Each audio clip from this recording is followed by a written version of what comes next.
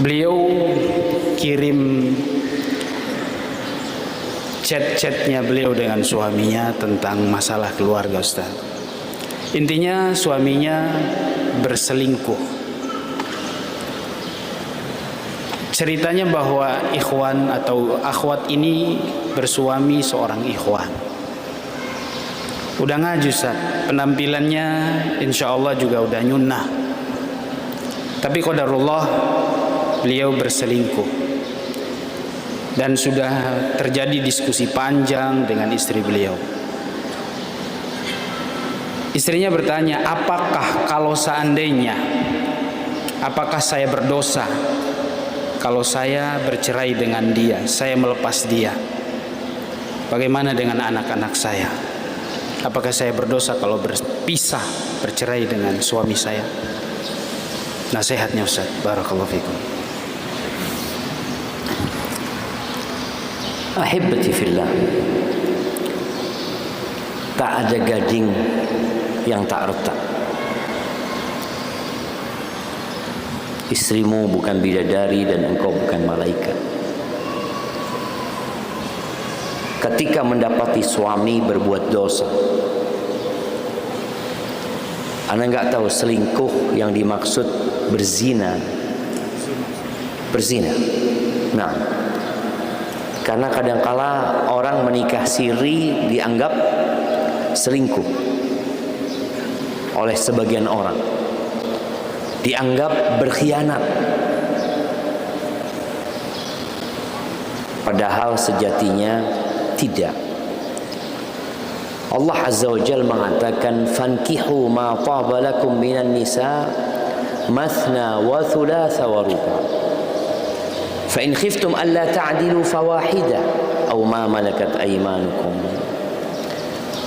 Kata Allah Azza wa Jalla, nikahilah wanita-wanita yang baik-baik, yang cocok sama kalian.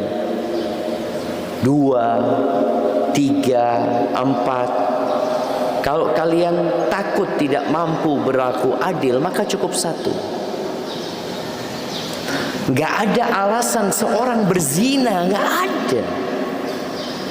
Apa alasanmu berzina? Allah membolehkan engkau menikah 2, 3, 4, lalu berzina. Maka kalau kita lihat hukuman buat perbuatan zina ini gak main-main.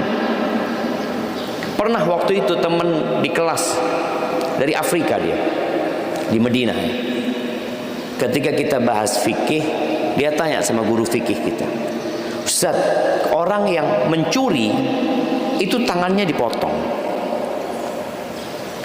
Kenapa orang yang berzina kok nggak kita potong aja kemaluan dia? Kok hukum Allah itu dirajam kalau dia sudah menikah?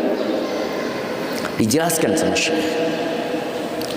Ketika seorang berzina, itu yang merasakan kelezatan itu semua sel dari tubuhnya, semua syaraf dari tubuhnya, maka dia harus merasakan azab itu semuanya. Kalau cuma dipotong dia nggak merasakan itu azab, dan dia masih hidup, dirajam karena nggak ada alasan. Allah memberikan kesempatan, kemudian dia berzina. Seorang suami yang istrinya 1, ya dia tidak mengambil hak dia untuk nikah 2, 3, 4. Tapi nggak ada alasan kemudian kau mengatakan, Ustaz, daripada ana ribut sama istri, karena menikah lebih dari 1 itu membutuhkan kesabaran lebih. Laki-laki itu kalau berpikir duniawi, dia akan berpikir berzina daripada menikah lagi. Dia punya uang 100 juta, dia bisa berzina dengan 100 wanita tanpa ada beban kecuali dosa. Maksudnya beban sama mertua, beban sama ipar, nggak ada. Berzina dia. Tapi itu hal yang dimurkain Allah Azza wa Jalla. Hari ini berzina, besok berzina. Sebagian laki-laki demi mempertahankan rumah tangganya, dia berzina. Enggak lah, anak kalau lagi ada hasrat ya udahlah berzina. Enggak ada. alasan untuk mempertahankan rumah tangga, menjaga rumah tangga, kesian sama anak-anak. Dan ada wanita yang berpikir seperti itu. Ana pernah dengar seorang wanita, "Duh, jangan sampai suami anak kawin lagi. Kalau dia lagi berhasrat, ya udahlah biar berzina aja." Nauzubillah. Nauzubillah. Maka ingat, nggak ada alasan. Menikah lagi beban. Ribut sama mertua, ribut sama ipar-ipar, belum ribut sama anak. Ada seorang bapak yang nikah lagi dibunuh sama anaknya.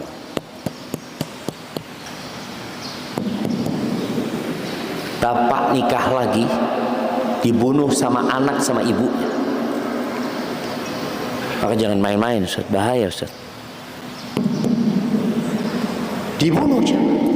Anaknya sewa pembunuh bayaran sama ibunya. Bapaknya dibunuh. Artinya memang menikah lagi itu penuh dengan perjuangan. Sebagian wanita mengatakan, "Aduh mah, laki cuma mikirkan nafsunya, syahwatnya." Tidak. Dia kalau hanya memikirkan syahwatnya, dia berzina. Selesai. 1 juta berzina selesai, masih tinggal 99 juta. Tapi ketika dia menikah lagi, dia harus berpikir, harus sewa rumah, harus beli rumah, nanti harus ngurus anak-anaknya, nyokolahkan anak-anaknya. Ada beban yang dia tanggung, dan itulah ibadah kepada Allah Azza wa Jalla. Karena dunia ini bukan tempat bersenang-senang. Maka kalau seorang lelaki tadi suaminya berzina, naudzubillah min dzalik. Apalagi dia sudah ngaji, sudah belajar. Apa yang harus dilakukan istrinya? Yang pertama, engkau ajak dia kembali kepada Allah Azza wa Jalla. Orang yang berzina masih mungkin bertobat kepada Allah Azza wa Jalla. Bagaimana cerita seorang perempuan Ghamidiyah yang dia berzina, atau Juhaniyah yang dia berzina di masa Nabi SAW, mengatakan, "Inni hubla minaz zina." Aku hamil dari hasil zina. Kemudian ditunggu sampai lahir anaknya, ditunggu sampai anaknya pisah dari susu ibunya, kemudian dirajam perempuan ini. Lalu Nabi alaihissalatu wassalam mensolatim perempuan itu. Apa kata salah seorang sahabat? "Atusalli alaiha wa qad zanat." Ya Rasulullah, alaikas salatu wassalam, ya Rasulullah, gimana engkau mensolatin wanita yang sudah berzina? Kan pikirannya udah wanita nggak bener ini. Apa kata Nabi SAW? "Laqad tabat taubatan law qusimat ala 70 min ahli al-Madinati lawasi'atuh." Perempuan ini sudah bertobat. Kalau pahala tobatnya dia dibagikan kepada 70 penduduk Madinah, cukup untuk mengampuni dosa-dosa mereka. Bayangin, tobatnya 1 orang bisa untuk 70 orang. Maka ketika suamimu bertobat kepada Allah Azza wa Jalla, ajak dia. Hanya saja perlu meninggalkan tempat dosa. Kalau dia berzina karena dengan kawan kerjanya, selingkuh dengan teman kerjanya di tempat itu, dia tinggalkan tempat itu. Engkau ajak suamimu, sudah resign dari sana. Kalau memang mau bertobat. Soalnya kalau ketemu lagi, setannya lebih kuat lagi nantinya. Itu mungkin diantara. Kalau ini istrinya, Nah, istrinya tidak mau dipoligami, dengan itu dia cari jalan. jadi begini, ada yang poligami tidak sehat. Berzina kemudian poligami. Enggak, bukan berzina kau poligami, berzina tobat. Sebagian orang berpikir, saya akan bertanggung jawab. Nggak ada, tanggung jawabmu itu nggak ada. Lu gimana? Ana berzina sama dia, Ana harus tanggung jawab. Nggak ada. Kok bisa nggak ada, Ustaz? Kok bisa nggak ada? Tuh perempuan tadi yang mengatakan kepada Nabi alaihissalam, "Ya Rasulullah, aku hamil dari zina." Apakah ditanya sama Nabi alaihissalam, "Engkau berzina dengan siapa?" Harus tanggung jawab itu. Nggak ada. Dosa masing-masing. Jadi jangan berpikir harus bertanggung jawab. Tidak, engkau harus bertobat. Makanya para ulama ketika bicarakan hukum nikahnya para pezina, sebagian itu enggak sah. Wanita pezina dengan laki-laki pezina menikah, enggak sah nikah. Mereka mengatakan sah kalau tobat. Itu sebagian ulama seperti itu. Jadi bukan kemudian dengan menikah dosa zinanya hilang. Enggak, jemaah. Bukan engkau dengan menikah sekarang kan halal. Loh, bukan bicara sekarang. Dan boleh jadi tadi kalau ikut pendapat ulama yang mengatakan nggak sah nikahnya pezina, engkau masih nggak sah nikah sama dia. Yang harus dilakukan pezina itu bertobat. Maka laki-laki ini jangan berpikir ya daripada anak berzina terus, ahsan saya nikahi. Bukan seperti itu. Yang harus kau lakukan, aku harus bertobat kepada Allah Azza wa Jalla. Lalu ketika menikah, tafadhol mau menikah dengan wanita yang baik-baik. Tapi engkau pezina pantas mendapatkan pezina pula. Maka di sini apabila seorang istri menolak suaminya poligami karena dia selingkuh, kecuali kalau poligaminya baik-baik, nggak ada masalah sebenarnya, nggak boleh sang istri menolak. Tapi kalau sudah alasannya karena dia berzina kemudian mau poligami, maka sang istri boleh menolak suaminya, bukan menolak poligaminya, menolak perzinaan dia, dan dia boleh gugat cerai. Bagaimana dengan anak-anak? Ahibati fillah, hendaklah setiap kita bertakwa kepada Allah Azza wa Jalla. Di surat At-Talaq, surat perceraian itu, Allah mengatakan, "Waman yattaqillaha yaj'al lahu makhrajan." Barang siapa bertakwa kepada Allah, pasti. Kalau ngomong sama Allah itu pasti. Allah nggak pernah ingkar janji. Pasti Allah kasih solusi. Wa yarzuqhu min haitsu la yahtasib. Dan Allah akan kasih rezeki dari arah yang tidak disangka-sangka. Ini kalau dia cerainya karena Allah SWT. Tapi kalau cerainya, Masya Allah. Tapi kalau cerainya dikarenakan ya urusan pribadi, urusan dunia, ya lain lagi ceritanya. Maka tolong dipikirkan lagi sebelum gugat cerai. Ajak suamimu bertobat kepada Allah Azza wa Jalla, kembali kepada Allah. Berkaitan dengan perempuan yang sudah dia zinai, nggak ada tanggung jawab, jemaah. Nah, berulang kali juga mengatakan tapi balik lagi. Ya itu berarti belum tobat. Kalau bicara saya sudah bertobat, cuma boleh jadi tadi Ustaz, dia di tempat itu lagi.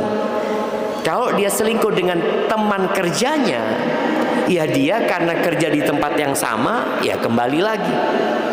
Makanya kita salah satu cara meninggalkan dosa itu meninggalkan tempat berbuat dosa. Anda ingat kisah seorang laki-laki yang dia kerja di sebuah hotel. Kemudian dia ketahuan berzina, selingkuh. Dia amat kawannya di hotel sana. Istrinya datang ke rumah, kalau nggak salah sama suaminya juga. 1, 2, 3. Nah, iya kayaknya ganti mic gitu. Istrinya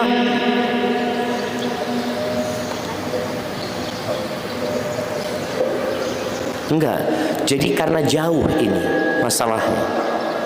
Dibuka pintunya biar sinyalnya. Ya, bismillah. Bismillah. Nah, istrinya mau menerima laki-laki itu asalkan keluar dari tempat kerjanya. Akhirnya resign sama suami. Dan alhamdulillah. Jadi kalau benar-benar bertobat, salah satunya tadi meninggalkan tempat perbuatan dosa itu. Kalau enggak balik lagi ke sana, balik lagi ke sana. Sampai ada cerita seorang ikhwan, Ustaz ya, Masya Allah. Dia itu suka dinas keluar kota. Dia cerita.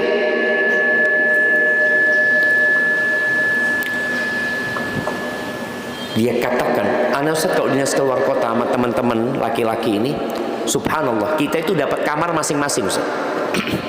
Ana punya kawan semua bawa pelacur, Ustaz, ke kamarnya. Ana enggak, Ustaz. Alhamdulillah. Sebulan, 2 bulan, 3 bulan, terus akhirnya ana bawa pelacur juga, Ustaz. Dia ceritakan bagaimana dampak dari profesi, pekerjaan, dan lingkungan. Karena dia ngelihat semua teman-temannya bawa pelacur, kenapa aku tidak? Saling menutupi di antara mereka. Akhirnya Allah bongkar. Maka sekali lagi nggak ada alasan untuk berzina ya. Ketika Allah membolehkan seorang itu nikah lebih dari satu, kalau mampu berlaku adil. Dan orang yang punya istri lebih dari satu itu harus benar-benar belajar manajemen konflik. Karena dia sudah akan membuat konflik sama mertua. Orang tua sendiri kadang-kala marah-marah. Ada orang tua yang anaknya nikah lagi mengatakan ibu nggak ridho. Nah, bayangin, bukan mertua ya, ibunya sendiri. Maka ada banyak hal yang harus dipersiapkan. Jangan bermudah-mudahan, tundukkan pandangan, hindarin tempat-tempat fitnah. Semoga Allah jaga kita dari perbuatan maksiat itu. Barakallahu fikum.